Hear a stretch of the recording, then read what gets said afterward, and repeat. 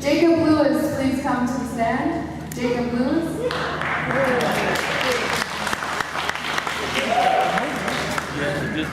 Go Niner, number 3. Go Niner.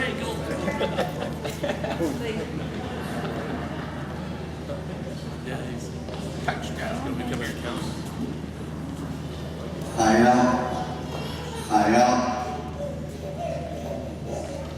Gotta give him the mic. Good evening, everybody. Thank you all for being here. My name is Jacob Lewis. My late grandfather was Jacob Lewis. My grandmother, Elizabeth Billy.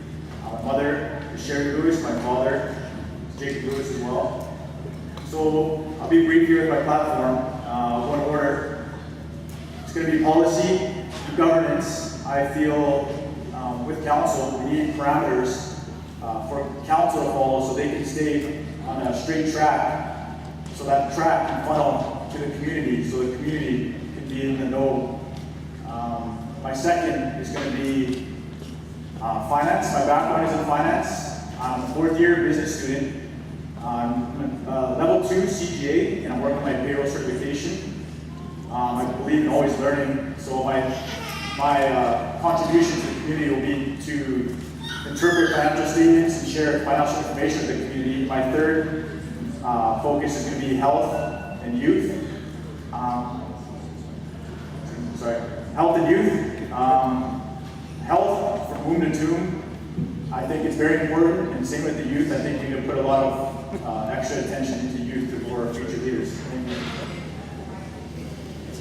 Thank you very much. So your question this evening is coming down from finance. And the question for you this evening is, what recommendation do you have to better serve membership in regard to sharing financial information? I hear that a lot actually through the community. And the new bill, C-27, the Financial Transparency Act, I think we do share a lot of information. Some information may be gray areas to some. My communication will be to try to feed that to the community, whether it be through the communications department, social media, whatever it may be. I'll be available for any member to come up to speak to ask any questions. I think it's important that membership has an idea of where money is being funneled through in detail without any sort of ambiguity, just to close that trust gap. I think that's important. Thank you. Thank you very much.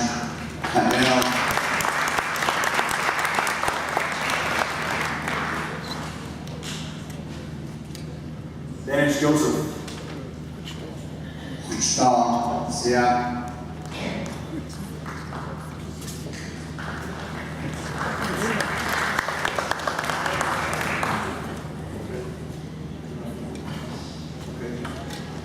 Bastian Wojciech, Kuchtal, Kwiatsna, and Graf Stromo, and Slotty, CMNCI. I just want to thank the cooks and volunteers, acknowledge all of our relatives here. I am grateful and thankful to stand before you, and I will work from my core being to continue to serve you. In all facets I've been asked to serve you for these last many years, whether it's in times of loss or in celebration. I too would like to see us stand on our own 2 feet financially, and working through that with 15 other people. Indeed, has had its challenges, and it will have its challenges for whoever sits there. But bottom line, you have to work together as a team to make sure that we have the best deal possible for this nation and for future generations.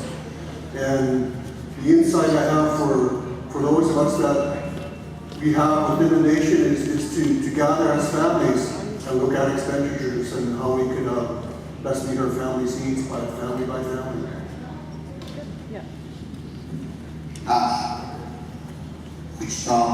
So the question tonight, this evening, is coming from sports category.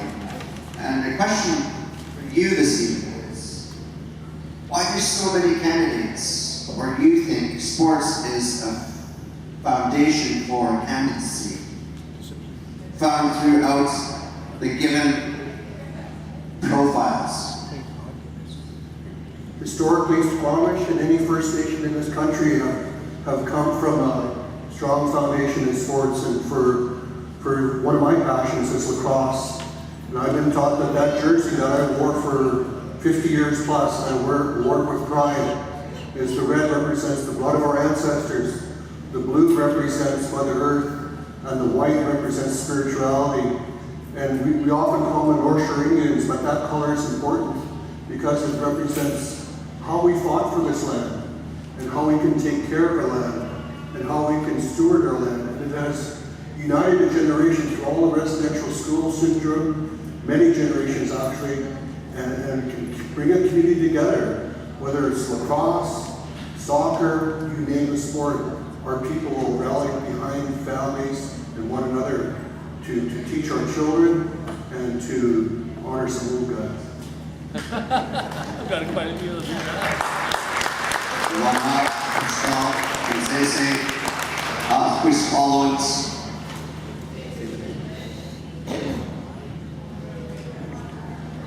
Waco, Carla Jordan, Pueblo,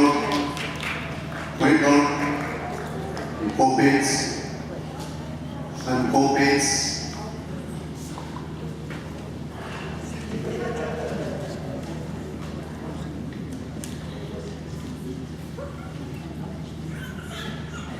Hosian Semensiari sa Pueblo, Pueblo ni Pueblo Shamans na Nugwams Hadwits Meka, Posting Estimate, on Hospital and Chititsis, just sharing with you the names that I carry and the family that I come from. I come from the Jacobs family and the Band family, as well as the Hunt and Metalby family on my mother's side.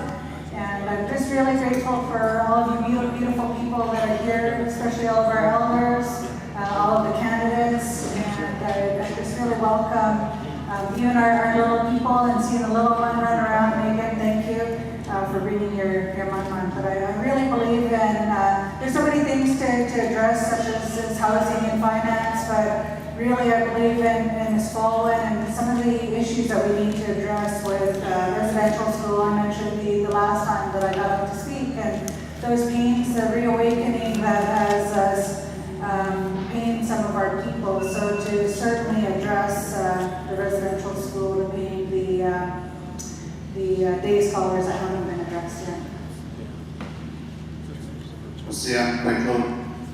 So the question for you this evening is coming down to you from Community Services. And the question for you this evening is, what kind of programs do you think can be implemented for people recovering from addictions?